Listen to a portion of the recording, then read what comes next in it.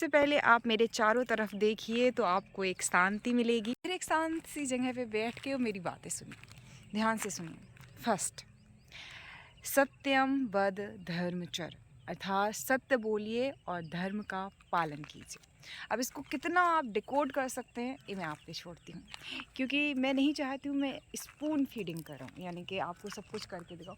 आप खुद थोड़ा सा अपने आप के बारे में सोचिए, इसको सुन के कौन सा सत्य है जो आपको लगता है कि आज ही आपको किसी को बताना है और बहुत ज़रूरी है बोलना। मम्मी पापा को हो सकता है कोई ना कोई छुपाया हो, तो करेज टू स्पीक ट्रुथ। अगर किसी को नो कहना है किसी काम के लिए तो करेज से नो कहिए।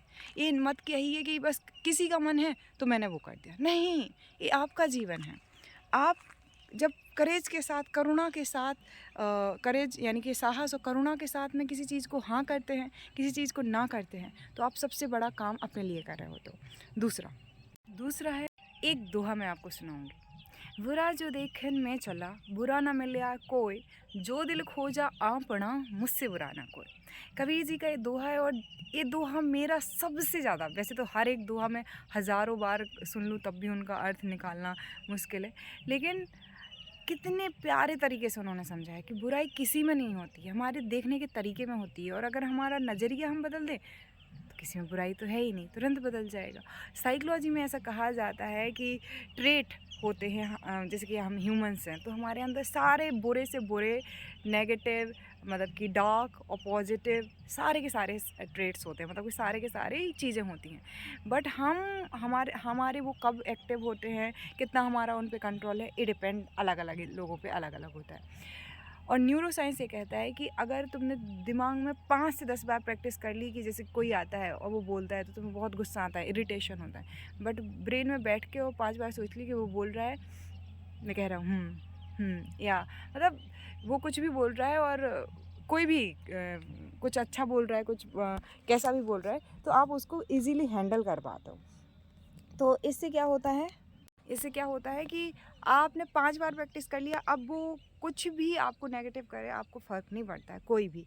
तो किसी की वॉइस इरिटेट करती है, किसी का प्रेजेंट होना आपको परेशान करता है, तो 5 बार ब्रेन में अब एंकरिंग कीजिए कि वो आई या कोई भी। जैसे मेरी माँ है तो वो कुछ 2-3 टॉपिक है जिन पे मुझसे बात करती हैं तो मैं इरिटेट होती हूँ बहुत ज़्यादा। तो अब मैंने ये सोच लिया कि वो उस पे बात करेंगी, मैं कहूँगी माँ जी कोई बात नहीं, हम कर लेंगे, नो प्रॉब्लम। तो अब मैंने इसको इतनी बार रिपीट कर लिया कि अब वो बोलेंगी मम्मा, उनका गुस्सा या उनकी जो भी बात है वो वहीं ख़त्म हो जाएगा। थर्ड जो है, तो हमने एक श्लोक देखा, एक दोहा देखा, अब हम एक हम देखेंगे कहानी, एक देखेंगे हम आज का वाक्य, और एक देखेंगे हम सीख। कहानी है कि महात्मा बुद्ध के पास में एक आदमी आया और वो बहुत दिनों से महात्मा बुद्ध को बहुत बहुत गंदा गंदा बोल रहा था, और वो मतलब कि कई बार बोल चुका था, लेकिन बुद्ध बुद्ध हैं, बुद्ध को तो ट्रेड के लिए जाना ही जाता है कि उन्होंने तो बना ही लिया था कि उन्हें शांत रहना है, मतलब रहना है, मतलब रहना है।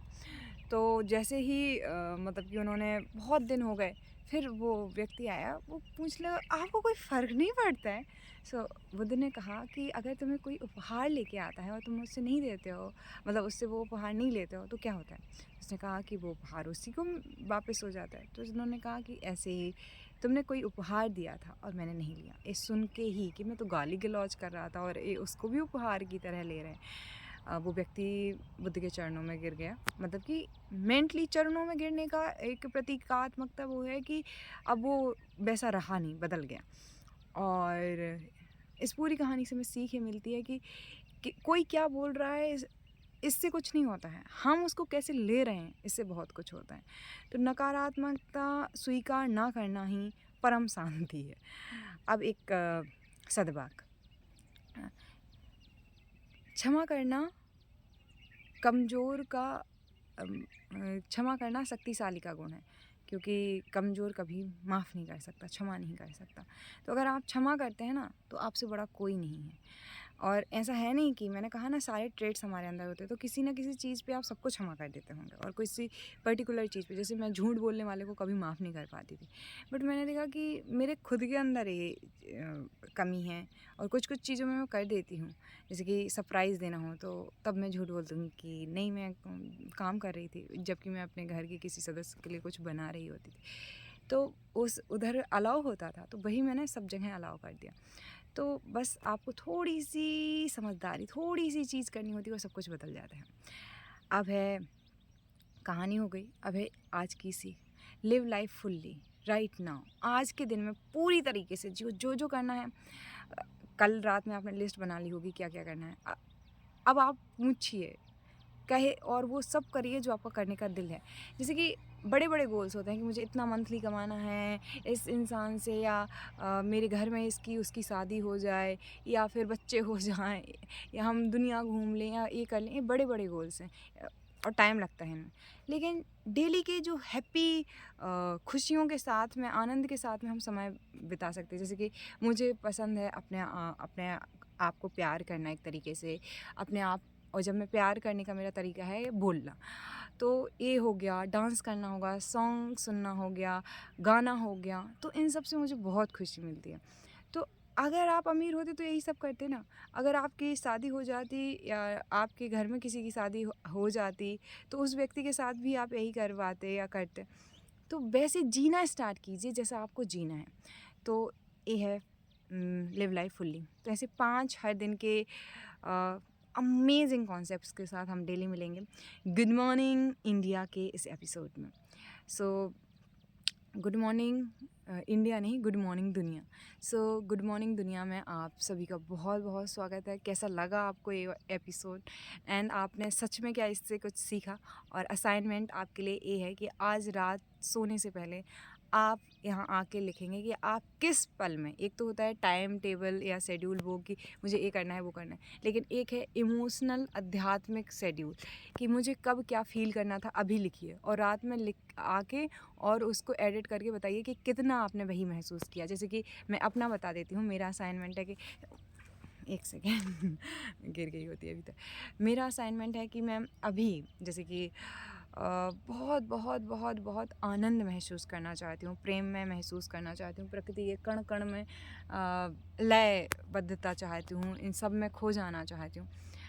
9-10 बजे के बाद से और शाम के 5-6 बजे तक मैं सुफलता महसूस करना चाहती हूँ। सफलता का मतलब होता है जो बाहर की चीज़ें हैं उनसे, और सुफलता का मतलब है जो हमने काम किया और बस मेरा हो गया अब, कि मतलब मुझे काम करते हुए बहुत मज़ा आ गया। निष्काम कर्म की भावना से कि मतलब कि मैं फल की चिंता नहीं करूँगी, क्योंकि वो काम ही मेरे लिए सब कुछ है। कर लिया तो अब फल मिलना है, ये सोच लेना, क्योंकि वो काम ही इतना प्यारा है। काम है टीचिंग का, कोचिंग का, लोगों को स्वास्थ्य के बारे में, लोगों को स्वरोज़गार के बारे में, लोगों को स्वास्थ्य मतलब कि सुंदर रिश्तों के बारे में, और सबसे ज़रूरी अपने बारे में सिखाने का मेरा कोचिंग का काम है। और टीचिंग मैं 6 से 12 तक के बच्चों को देती हूँ।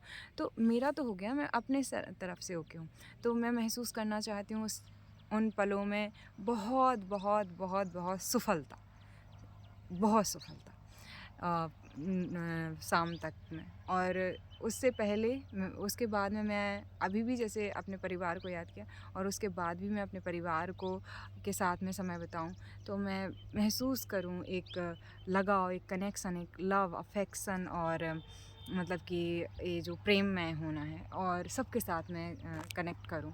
और रात में सोने से पहले मैं असीम शांति और अनंत की अनुभूति के साथ में जैसे ही सोने जाऊं, तो कि हाँ आज का दिन था, मैंने जी लिया। अगर कल नहीं उठी ना, तो बहुत ऐसा कोई नहीं है कि मैंने वो एक्सपीरियंस नहीं किया जो करना था, क्योंकि हर दिन में इसके लिए मैं क्या क्या करूँगी, मैं डांस करूँगी, मैं सॉन्ग सुनूँगी, मैं लोगों को थैंक यू बोलूँगी, अननोन की हेल्प करूँगी, अपनी तरफ से पूरी तरीके से जीऊँगी। तो मेरा असाइनमेंट ये है। मैं भी बताऊँगी आपको कल इसी टाइम पे कि असाइनमेंट मैंने कितना किया था। आप लोग कमेंट्स में बताना। Thank you. मिलते हैं फिर से एक वीडियो में। गुड मॉर्निंग दुनिया और गुड मॉर्निंग आपको।